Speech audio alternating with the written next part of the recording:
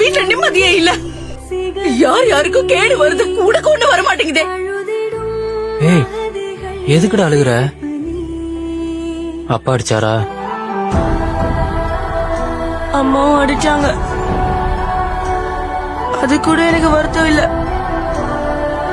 நான் நிம்மதியா இருக்கணும்னா உன்னை நான் சாவணும் இல்ல நீ சாவணும்னு திட்டாங்க.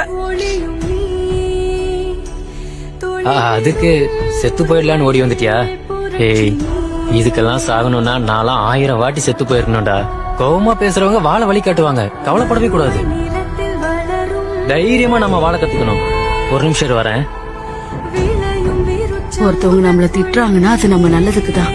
சிரிச்சு பேசுறவங்களா நம்மள கீழே தள்ளதான் பாப்பாங்க. கோவமா பேசுறவன் வாழ வழி காட்டுவான். சிரிச்சு பேசுறவன் குழிக்கு வழி காட்டுவான்.